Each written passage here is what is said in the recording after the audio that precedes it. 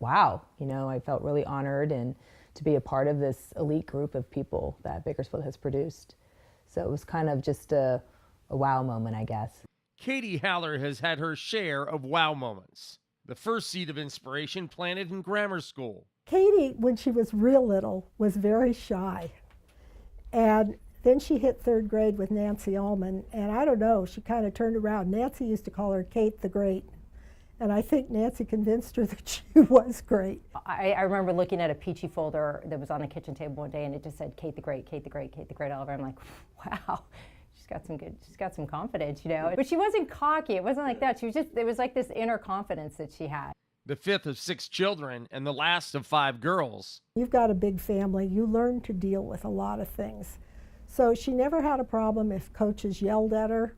She didn't cry. She'd just get really determined and keep going.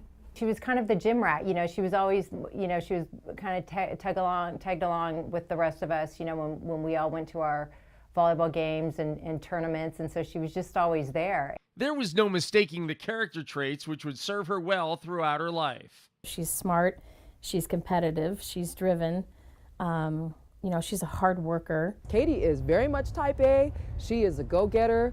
Katie is very confident and intelligent. It's the work ethic and the inner confidence she had, and when you combine all that together, I mean, it's just a recipe for success. Katie is a person who is very self-disciplined and very focused.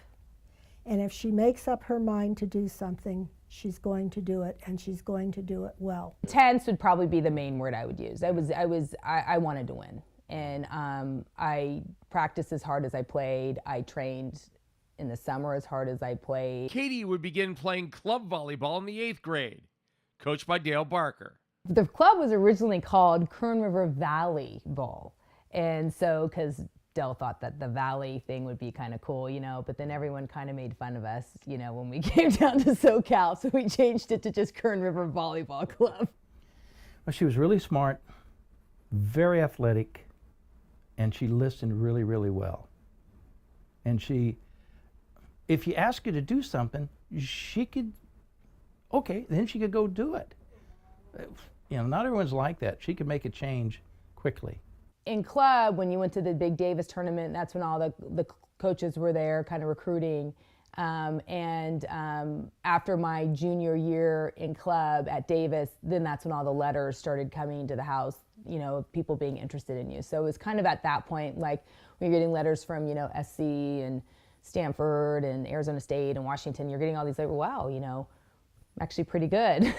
A 3-sport star at Garces, she led the Rams to a Valley title her junior year. She was a dominant player around here. It's just like you weren't going to beat her. She was really good. She was an athlete above everybody else. Like I said, we had a good team and they meshed well together, but it was one of those things where it's, what are we going to do and how are we going to get Katie the ball? That was pretty much the strategy. She was so good that you didn't want to play Garces because Garces was very well coached, always were very well coached, and had really good athletes who were very serious about the sport. And when you played Katie, she could do everything. That's kind of the thing that you want to do at Garces is to win Valley and compete down here for state. And it's a long time ago, but it was, it was a big deal, especially for Maria, because, we won her first Valley championship at Garces. That trip to the Valley Championship, one to remember. I was a young coach, so I was nervous about details, and I probably repeated myself quite a bit. And so I remember we were getting ready to go to Valley, and we were going to take vans, I believe. I think someone else was going to drive the second van, and we're going to take vans. And I probably repeatedly said to the girls, make sure you're dressed nice. Dress nice to get on the van. Like, I was afraid they were going to show up in, like, pajamas and just not. I wanted them to look impressive if we had to stop somewhere, represent Garces well. So I think if you ask Katie, probably said it quite a bit about dress nice, look good, I'm not joking. When I pulled up into that parking lot to go that day, the whole team is there in their formal dresses with their knee pads and their shoes on, ready to get on the bus. Katie had her heart set on playing volleyball at UOP. When the coach chose another recruit, her competitive nature kicked in. What I did is I had good grades at Garza at a 4.5, so I said, yeah, I'll just apply as a regular student, get in, and then walk on and show him. And my mom's like, yeah, no, you're not doing that. You have scholarships from all these other schools. You're going to go to school where you have a scholarship. So USC it was. Katie was intense, and Katie demanded that again in a fair way from her teammates. And if you weren't showing up with the right energy, you know, she'd let you know. Katie she was a go-to, you know, she was a go-to player, she was a reliable player, you know, she was a player that would, you know, that's the one that you wanted the ball in her hands during crunch time. You knew, you know, if 1 time out of 10, you know, Katie was going to make a mistake, it wasn't going to be in crunch time. Williams goes wide, it was not touched, 14-12. Got to keep the ball in now if you're Hawaii. McKee will come out to the left side now and hit right side there. Had a good run. She got our team back on track. She came to USC at a time when women's volleyball was struggling a little bit, and she helped build our program back to getting into the NCAA tournament every year. Her mental game was beyond what any of us realized at the time that an 18, 19, 20-year-old could have. And I think it shows, again, the competitor that she was and the difference that she made on a team. You know, she was our team. She was our heart. She was our fearless leader. She was the leader of the team.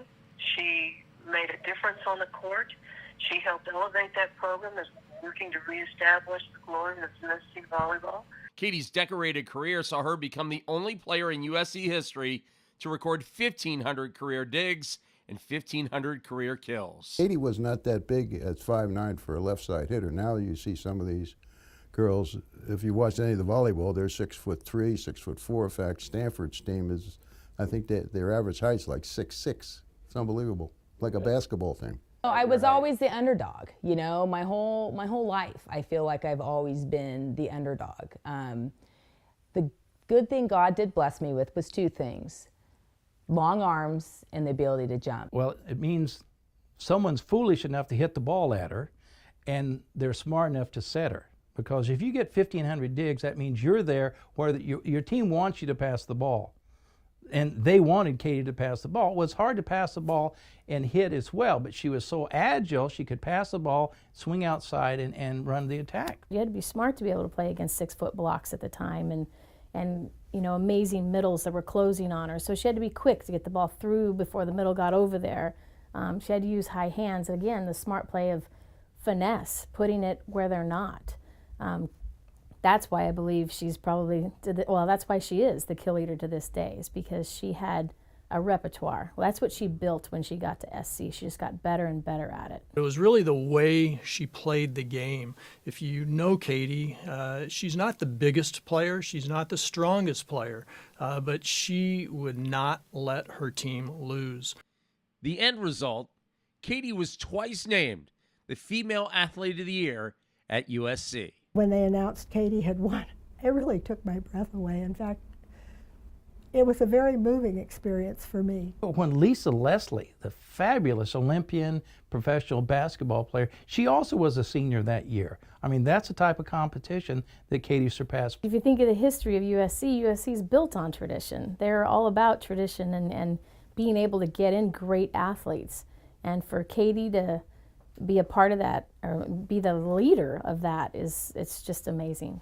I was shocked, you know, that I would win such a prestigious award. You know, I'm the best USC female athlete in this school. That I was shocked. I don't think that there's anyone that has achieved what she has in volleyball in Bakersfield. The same skill set which led to her athletic success extended to her friendships.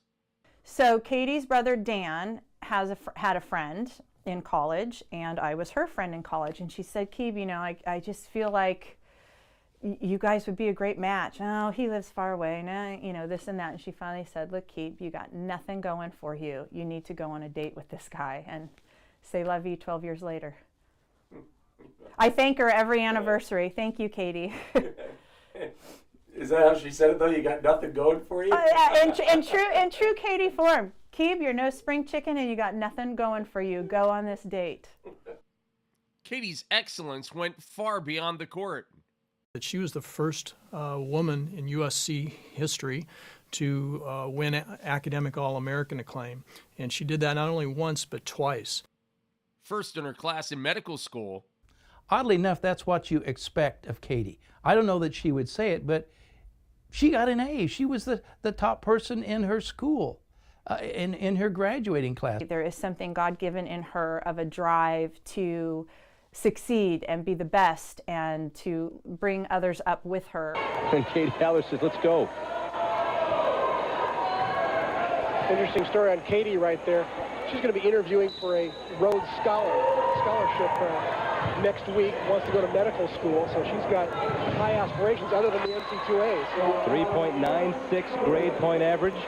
Does volunteer work for Special Olympics and for the physical therapy department at Bakersfield Hospital. That was just an honor to get nominated to get interviewed, to be honest with you. A tryout with the national team was next.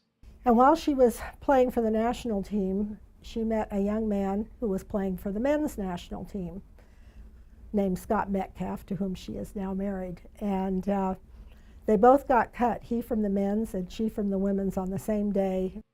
Next stop, Belgium. I played for a team called Temsa, and then my husband played for a team in Herentals. And so we just we played on the weekends, on Saturdays, and then Sunday we would go to Bruges or Amsterdam or, Cologne or whatever. Because my team was sponsored by Gas, and his team, because gas is expensive in Europe at the time, it probably still is. And his team was sponsored by a car, so we could just drive around Europe. It was awesome. Ready to put a playing career behind her, Katie became Dr. Katie Haller Metcalf. It's overwhelming, really, when I think about how our children grow and develop and become the people that we always hoped that they would be, and then we see it happen. Being an All-American, being a Player of the Year, being All Pac-10, those are huge accomplishments that, at the time, they kind of don't seem like a big deal because you're going through it. But then when you start and look back on all of the things that you accomplished in your life, you realize that, you're one of very few. She's a doctor. She's a former Rhodes Scholar finalist. She graduated first in her class at USC Medical School. Katie was incredibly unique and really special. I mean, she was such a high overachiever, and I was like, wow, I'm related to her. For all the honors that you could receive for a Bakersfield-born person to be in the Elias Hall of Fame. I mean, when I was a little kid, I remember seeing Bob Elias on TV, and it's the greatest honor you can get for a local person. Ladies and gentlemen, Katie Haller Metcalf.